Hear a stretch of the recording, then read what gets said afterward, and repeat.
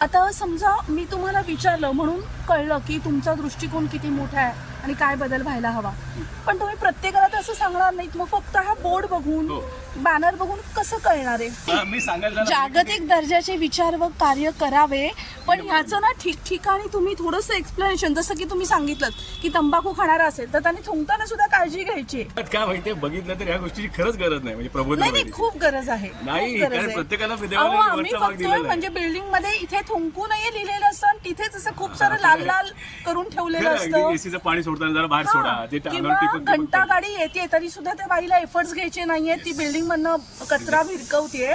म्हणजे जागतिक दर्जाचे विचार हे सांगावं लागतंय, एक्सप्लेन करावं लागतंय आपल्याला. अगदी कचऱ्याचं रिसायकलिंग पण योग्य होते की नाही ते पण बघण्यासारखं असू शकतं. मी एखादं रॅपर खातो ते कसं होत आले, महिलांना जरासा वेळ मिळाला तर त्यांनी ज्या गप्पा रंगता एखाद्या गोष्टी आधुनिकतेवर पण थोडी चर्चा करावी. अरे बाबा. नमस्ते दादा, आपलं नाव?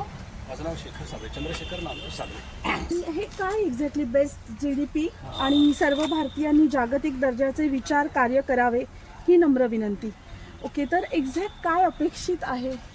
GDP म्हणजे अर्थव्यवस्था. साध्या भाषेमध्ये अर्थव्यवस्था मजबूत, चला अर्थव्यवस्था मजबूत करूया आपण सगळे मिळून तळागाळापासून. म्हणजे त्यासाठी लागणाऱ्या सगळ्या गोष्टी करूया. म्हणजे जे पण असेल लहान मोठी कामं म्हणजे लिहिलेलं आहे, दर्जेदार विचार करू, त्यातून दर्जेदार कार्य करूया. कोणती साधारण आपण म्हणतो की अर्थव्यवस्था दुप्पट झाली पाहिजे. मला असं वाटतं की दुप्पट व्हायला तिप्पट व्हायला पाहिजे. जगात सर्वाधिक लोकसंख्या आपली आहे, सर्वाधिक मोठी अर्थव्यवस्था आपली असली पाहिजे. तर ती समजून घेतली पाहिजे. त्यामुळे काय ते वडापावची गाडी असू दे, ऑटो रिक्षा असू दे, एक पिक्चर असतं, क्लिअर असतं की आपण एवढे पैसे या माध्यमातून कमवून आपलं कुटुंब करू शकतो. तसं ही जी दुप्पट तिप्पट व्हायची म्हणतोय ना, तर त्यात आपल्याला नेमकं काय करायला पाहिजे, नियोजन. आणि प्रत्येकाचं त्यात योगदान हवं. आणि प्रत्येकाचा छोट्या मोठ्या गोष्टी, इनोव्हेशन्स असतील, लहान लहान गोष्टी, म्हणजे अगदी त्यासाठी शिक्षणाची गरज नाही, आपल्यातल्या सुधारणा. इथे लिहिलेला तुमकायचं जरी झालं, म्हणजे मी जरी काही खात नसतो तंबाखू, पण मला बल्क आला तर मी बाजूला जाऊन ठोकेन. एक्झॅक्टली त्याचा इफेक्ट असा होईल की आपण आदर्श घेतो जपानचा वगैरे, सगळे चांगले आहेत त्या ठिकाणी.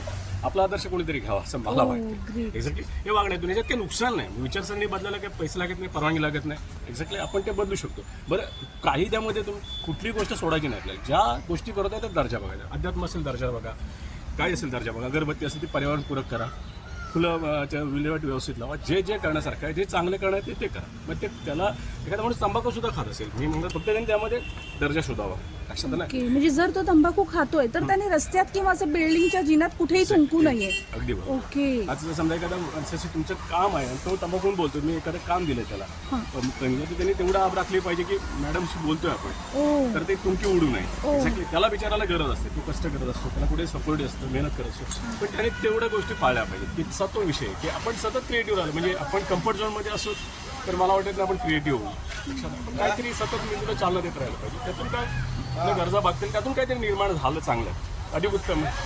आता बऱ्याच वेळा आध्या बसवता कुठेतरी वेळी वाकडी बसलेली आपण बघतो, त्या कार्यक्रम चुकून होतं, त्याच्यात तो विचारत असेल, पण त्याने ते पूर्ण लक्ष अधिक उत्तम विद्या तो लाद्या बसतो. म्हणजे तुझ्या हातामध्ये जो वेळ आहे, जी जबाबदारी आहे, जे काम आहे, ते 100% देऊन करायचं. मला कळू दे की माझ्याकडे हे आहे, वेळ आहे, श्वास आहे, डोळे आहेत, 10 मिनिटं डोळे बांधून नेहमीप्रमाणे चालून दाखवतो. एक्झॅक्टली 10,000 देतो, पण त्याची त्या गोष्टीचं किंमत फार अनमोल आहे. म्हणजे सहज मिळालेल्या गोष्टी मला पहिलं लागू होतं ते. मी दुनियाला सांगायला नाही आलं, मॅडम मी लेक्चर द्यायला नाही आलं, माझ्यामध्ये भरपूर अवगुण असते आणि यातून ना खूप घेण्यासारखं आहे. मग त्याशिवाय होणार आहे का? तुम्ही ज्या अर्थव्यवस्था बघता, ज्या विकसित म्हणतो, जर्मनी, जपान वगैरे, जर आपण मागे टाकले, ज्या पुढे गेलो मागे गेलो तरी अजून ते आपण पुढे, काही स्पर्धा आहे शेवटी, मागे पुढे होऊ शकते. पण त्यांची सवयी बघा मॅडम. एक्झॅक्टली नुसतं मागे टाकले, मी कुठेतरी 10,000 कमवले, देश घडत असतो. मी कुठल्या जर्मनीमध्ये इनोव्हेशन होतं, जपानमध्ये काहीतरी वेगळं होत असतं, तसंच आपणही करूया ना. मग आपलं त्यांना जर इनोव्हेशनचे पैसे मिळतात, छोट्या छोट्या गोष्टीतून, त्यांच्या वागण्यातून. आपण फिरायला जातो जर्मनीत, आपण बघतो जर्मनीत जायला सेटल व्हायला बघतो का आपल्याला ते सुरक्षित वाटतं.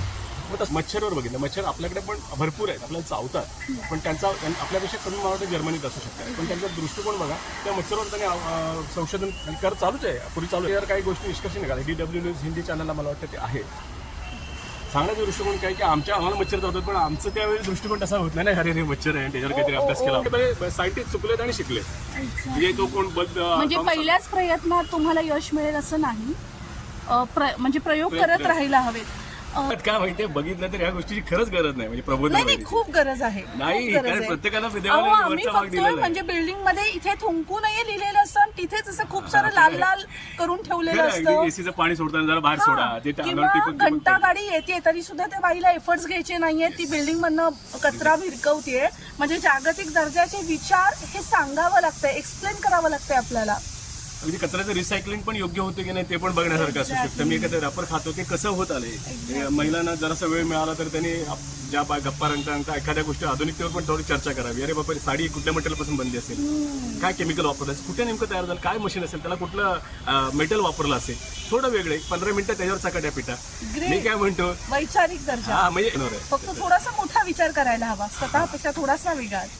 तर असं विकसित विचार विकसित देश म्हणून मी तसं लिहिलं आहे. खूप छान, म्हणजे मला सार्थक झालं. मी तुमचा वेळ वाया घालवला नाही, खरा, मला पण असं बऱ्याच आवडतं. जणांना बरं शिकायला मिळेल. तुमच्या प्रश्नाचं मधल्या प्रश्नाचं उत्तर देतो. मी काय होतं, चालत राहतो. जे कोण इच्छुक असतील ना मी बोलतो, अदरवाईज मी प्रवास चालू ठेवला. अच्छा, म्हणजे अशा बऱ्याचदा प्रकारे काय सुरू होतं, आहे. आपण सांगायला जाणं म्हणजे निव्वळ आपण एक मोठा शहाणपणा करायला गेल्यासारखं होतं आणि ते करणं खरंच देश नाहीये. एवढं म्हणजे काही सगळं पिकतं.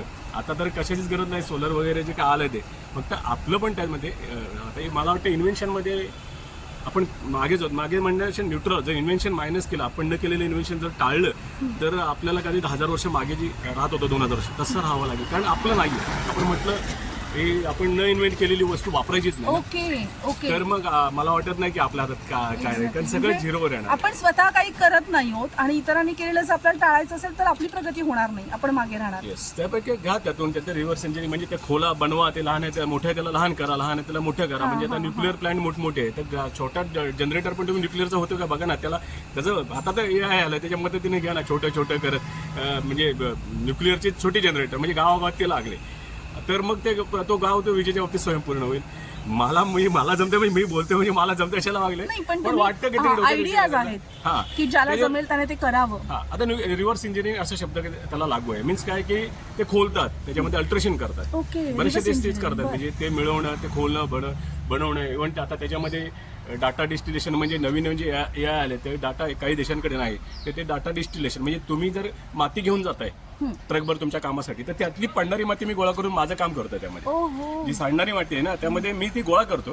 ती ऍक्च्युअली तुम्ही पडलेली असते, पण ती मी गोळा करतो आणि माझं कुठेतरी चूल बनवतो.